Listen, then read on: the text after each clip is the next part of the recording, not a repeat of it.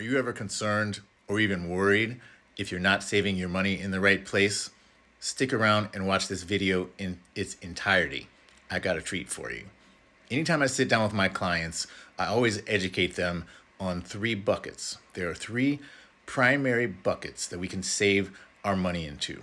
See, most of us earn a paycheck from our job, and typically that direct deposit is going to go into some sort of checking account at our primary bank. Usually those checking accounts really don't earn very much interest, but that is a taxable bucket. So if you have a savings account at that bank and you're getting a little bit more interest that way, let's say you're making 5%. I have an account with Wealthfront right now. They're paying me 5% on my cash. Decent return compared to what banks were paying a few years ago, but that's barely keeping up with inflation. So savings accounts, that's another way we can save. That's a taxable bucket. Real estate income, stocks, bonds. If you have business income, these are all going to be taxable to you. If you own any brokerage accounts, let's say with Fidelity, for example, the interest on your cash or dividends that you receive from your stock holdings, that's all going to be in that taxable bucket. Number two, we have our tax deferred bucket. Now, this is the largest savings plan for all Americans. I'm sure you've heard of the term 401k before. A lot of people are using that as their primary savings vehicle. Now, that's a topic for a whole other video, but I just want to make you aware that all that money is tax deferred. And what does tax deferred mean? It means you're not paying taxes now like you would on that savings account. You're paying taxes later. And at what rate? We really don't know. One thing that we can assume is that interest rates are going to be much higher in the future than they are now. So that is something that I really want you to consider if you have all of your eggs in one basket on your 401k.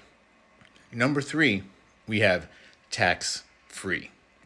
So before I dive into tax-free, I have one question for you.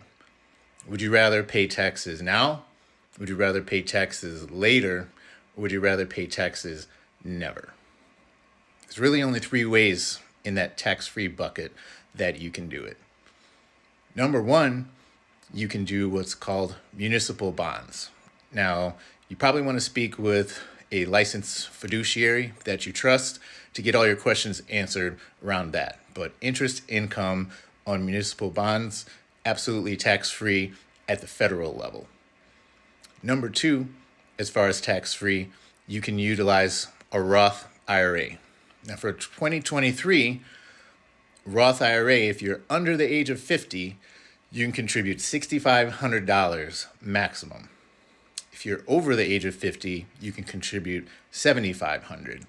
And then as far as earnings, if you're single, filing single, $153,000, if you make up to that amount, you're eligible to contribute into that Roth, that tax-free vehicle. And if you're married, that's $228,000. So each of these buckets, as you can see, kind of has their pros and cons. The Roth, that absolutely is a retirement account. So if you want to take money out, you're going to have to wait until you're 59 and a half, or else you're going to be assessed a 10% penalty by our good friend, Uncle Sam. So we've got municipal bonds. That's one way to get some tax-free growth in income. We also have the Roth IRA, but keep in mind we can only put in a small amount every single year. And if you make too much money, you're actually phased out of contributions on that specific type of vehicle. And then we have number three, which is permanent life insurance, cash value life insurance. And not only can you have living benefits, that's a whole other video, but not only can you have living benefits, you can utilize your insurance policy essentially like a savings account that you can even borrow from, withdraw from down the line, even take that money to utilize as tax-free retirement cash flow.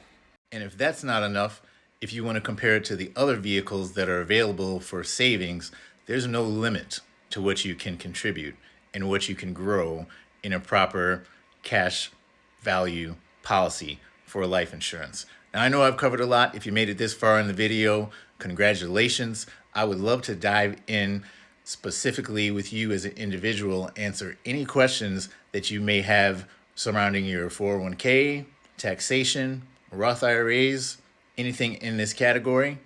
Go to wealthlegion.com, subscribe, and I'm looking forward to speaking to you soon.